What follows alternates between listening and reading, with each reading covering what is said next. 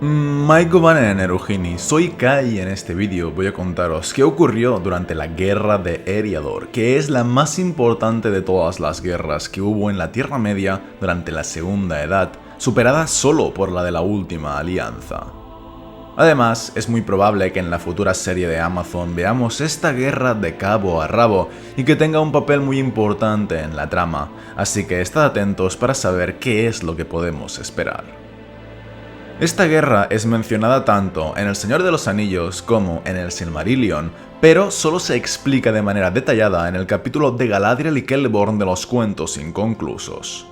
El único nombre que Tolkien da para esta guerra es Guerra entre los Elfos y Sauron, según se cuenta en el apéndice B del Señor de los Anillos. Sin embargo, como este nombre personalmente me parece demasiado genérico, en mis vídeos yo siempre la he llamado Guerra de Eriador, dado que fue la única guerra en toda la historia de la Tierra Media que englobó toda la región de Eriador. Dicho esto, empecemos con la historia. Todo empezó en el año 1600 de la Segunda Edad, también conocido como el Año del Terror, en el que Sauron forjó el Anillo Único en el monte Orodruin y completó la construcción de Barad-dûr.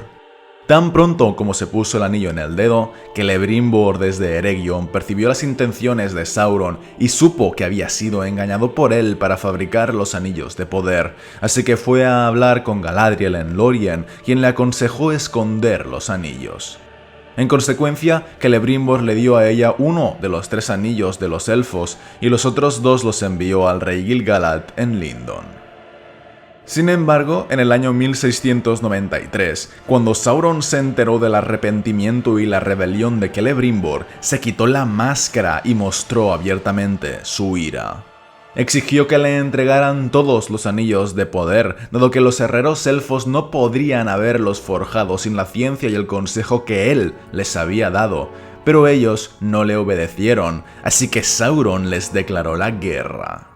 Durante los 2 años siguientes, el Señor Oscuro concentró una grandísima fuerza para finalmente, en el año 1695, avanzar sobre Calenardon e invadir Eriador.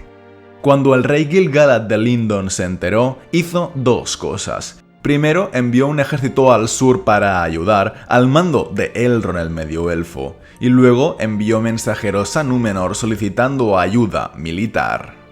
Entonces, el rey de Númenor, llamado Tar-Minastir, convocó una gran flota para enviarla en rescate al mando del almirante Kiria-Dur, pero por desgracia el viaje se retrasó y los barcos tardaron varios años en alcanzar su destino.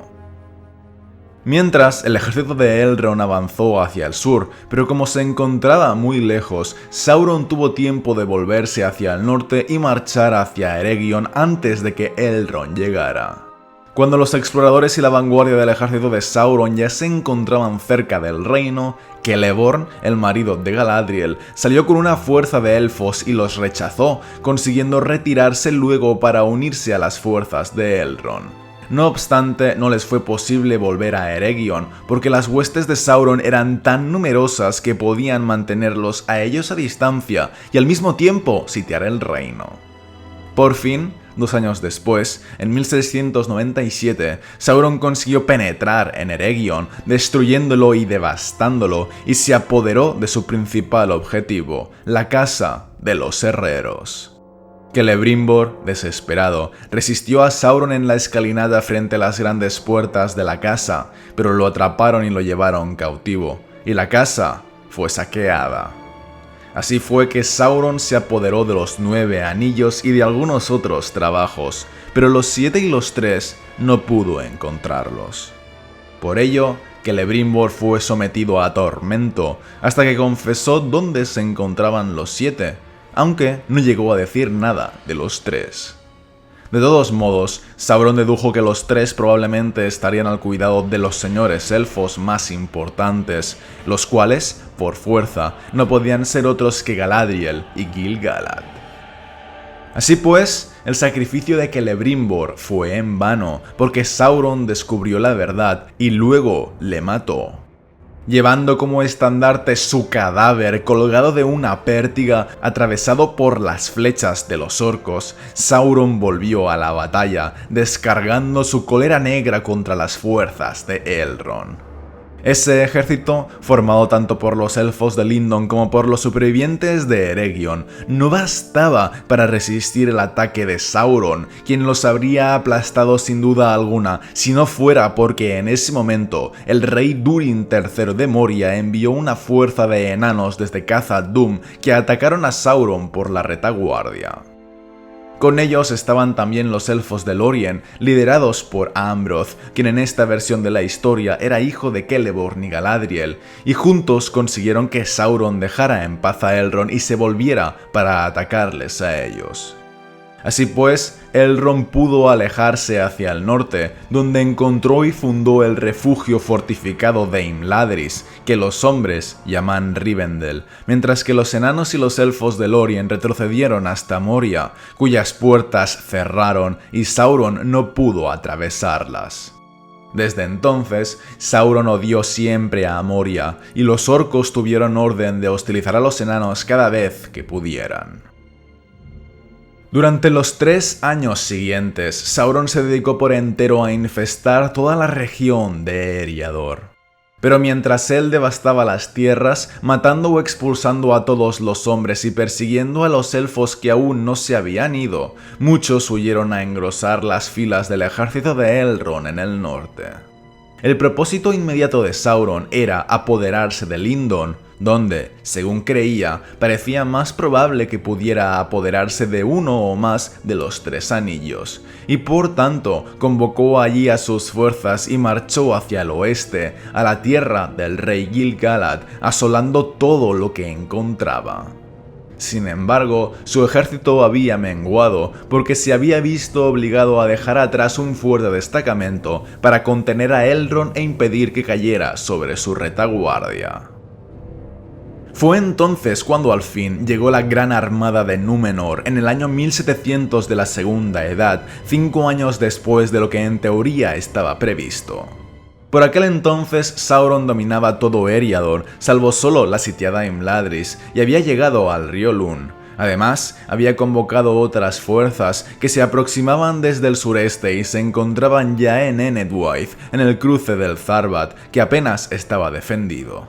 El rey Gil-galad y los pocos númenóreanos que había con él en Lindon se encontraban protegiendo el Lún para asegurar la defensa de los puertos grises, justo cuando las fuerzas del rey Tar-Minastir llegaron y desembarcaron. Tan grande era aquella flota y tan numerosos sus soldados que las huestes de Sauron fueron derrotadas y obligadas a retroceder hasta Sarnford. Allí tuvo lugar una gran matanza en la que el ejército de Sauron fue rechazado una vez más, y aunque sus tropas de refresco se le unieron en Zarbat, se encontró con un ejército númenoriano en la retaguardia, pues el almirante Kirjatur había hecho desembarcar una gran fuerza en la desembocadura del Guazló, en el puerto de Londaer. En la batalla del Guazló, sucedida en el año 1701 de la Segunda Edad, la derrota de Sauron fue completa y él mismo apenas logró escapar con vida. Al mismo tiempo, el ejército que sitiaba a Imladris quedó atrapado entre Elrond y Gil-galad, así que fue completamente destruido. Por tanto, todos los enemigos habían sido muertos o expulsados de Eriador, pero a un elevado coste, dado que gran parte de la región había quedado destrozada y arruinada.